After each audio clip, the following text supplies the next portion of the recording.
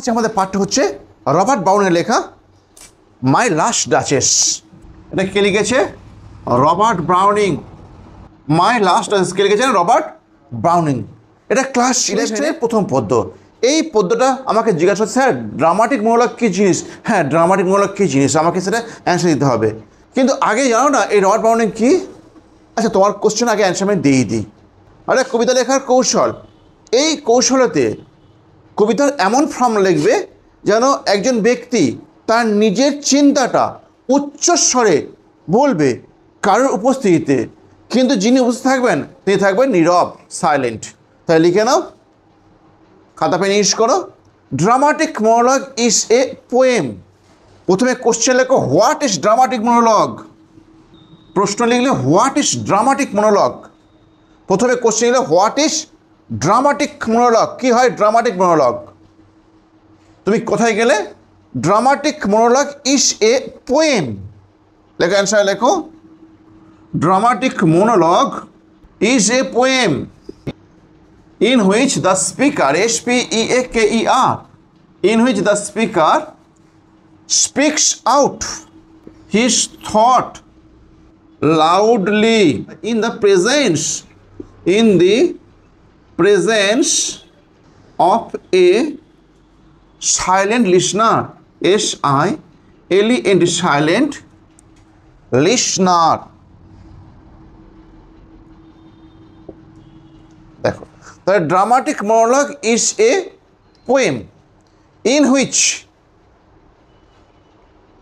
দি speaker speak out his thought, বলেন তার চিন্তাটা লাউডলি, উচ্চস্বরে, ইন দ্য প্রেজেন্ট, উপস্থিতিতে, অফ সাইলেন্ট লিসনার, নীরব যিনি শ্রোতা, তিনি কোনো উত্তর দেবেন না, তিনি কোনো রিয়াকশান দেবেন না, তিনি সেরকমভাবে যদি কেউ লেখে একটা কবিতা তাকে বলা হবে ড্রামাটিক মনোলগ। কেমন?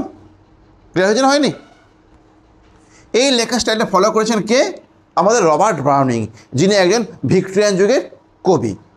তার বিখ্যাত লেখা হচ্ছে মাই লাস্ট রাইড। নাম শুনেছ? মাই লাস্ট রাইড, সেটা খুব সুন্দর কবিতা, এটা তো আমার পড়বই, জানবই। মাই লাস্ট রাইড হচ্ছে তার প্রেমিক এবং প্রেমিকার সঙ্গে বিচ্ছিন্ন হয়ে গেছে, সেপারেশন হয়ে গেছে। যে কীভাবে কাটাবে? বলছে ঠিক আছে, তুমি আমার সঙ্গে ব্রেকআপ করে দিয়েছো, আমার কোনো আপত্তি নেই, কিন্তু আমার একটা আর্জি তোমাকে রাখতে হবে। সেটা কি? যে আমরা শেষবারের মতো আর একবার ঘোড়ায় চড়ব।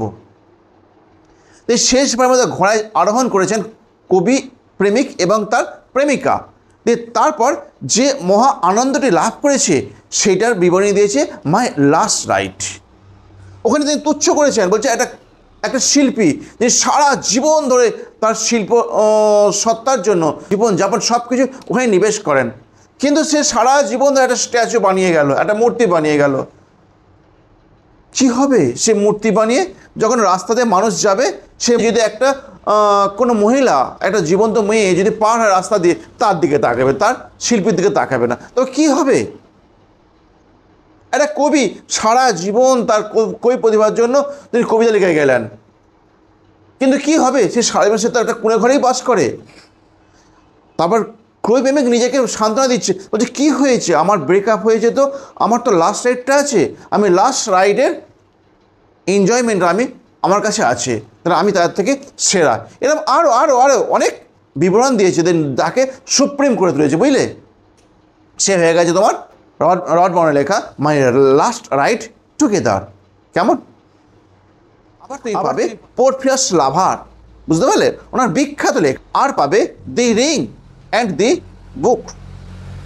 এই কতদিনই লিখেছে, এটা খুব বিখ্যাত লেখা। আজকে আমরা পড়তে হচ্ছে মাই লাস্ট ডাচেস। কবি আরে খুব সুন্দর মেয়েদের যে কত রকমভাবে দমিয়ে রাখা হতো ভিক্টোরিয়ান যুগেতে, তার বিবরণ দিয়েছেন। কেমন? এখানে আমরা মাই লাস্ট ডাচেস মানে রানীর ছবি পাবো।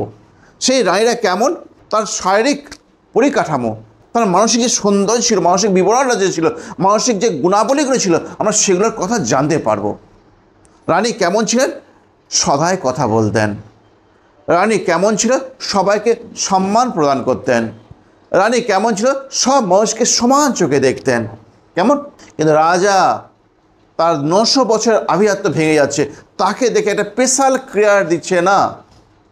রাজা এতে বেশি বেজায় অখুশি হলেন এবং রানীকে মেরে দিলেন। এখন তাহলে সেই রানীর কথা উঠলো কেন? রাজা ছিলেন খুব শিল্প নৈপুণ্য ব্যক্তি, বুঝলে, শিল্প প্রেমিক ছিলেন। সেই রাজা তার রানীর ছবিটাকে খুব সুন্দরভাবে এঁকেছিলেন কোনো একটা লোককে দিয়ে। সেই লোকের নাম আমার পেয়ে যাবে এখানে পড়তে পড়তে। সেই লোকের ছবিটা এঁকে দিয়ে একজন ব্যক্তি এসেছে রাজা দ্বিতীয়বারের জন্য বিয়ে করার সম্বন্ধ নিয়ে। সেই তোমরা যেটাকে বলো ঘটক, ইয়েস, যেটাকে ঘটক বলো, ওই ঘটক আমার পড়তে সব পেয়ে যাব। ওই ঘটকের সামনে ছবিটা খুলেছেন, ছবির পর্দাটা সরিয়ে দিয়েছেন, যে পর্দাটা একমাত্র উনিই সরাতে পারেন। রানীটাকে দেখে রানীর বিবরণ দিয়েছে। রানী এই পোজে দাঁড়িয়ে আছেন কেন, কখন দাঁড়িয়ে আছে, এই পোজের ব্যাকগ্রাউন্ডটা কী, রাজা বলে দিয়েছেন। তারপরে রানী যে তাকে হত্যা করে দেওয়া হয়েছে, রানী যে এই ইয়ং বয়সে হত্যা হয়েছে তার কারণ তিনি ব্যাখ্যা করেছেন। একটা সবার আগে বড় কারণ হচ্ছে রানী একটা ফল বিক্রেতা, তাকেও যেমন সম্মান প্রদান করতেন আমাকেও তেমন সম্মান প্রদান করতেন, তাকে দেখে যেমন হাসতেন আমাকে দেখে তেমন হাসতো। আমি রাজা, আমাকে দেখে তেমন হাসলে হবে? রাজার এটা ভালো লাগেনি। কেমন? রাজা যে উপহারটা রানীকে দিতেন সেই উপহারটা তিনি যেখানে রেখে দিতেন, একটা বনের একটা মালি, বাগানের মালি, সে যে উপহারটা দিত সেই এক জায়গায় রেখে দিত। রাজার জন্য রানীর কোনো স্পেশাল কেয়ার ছিল না, এটাই রাজার রাগ। এই কথাগুলো সব স্মরণ করেছে কাকে? আমাদের ওই যিনি ঘটক এসেছেন বিয়ের সম্বন্ধ নিয়ে পাশের রাজ্য থেকে, সেই ঘটককে বলছেন নতুন যে রানীটা আসবে সেইটার কাছে যেন এই গুণগুলো না থাকে, সেটার কাছে যেন আমার প্রতি বেশি করে সম্মান প্রদান করে, তিনি অ্যালার্ট করে দিয়েছেন। কেমন? চলো আমরা তাহলে শুরু করি কবিতাটায়।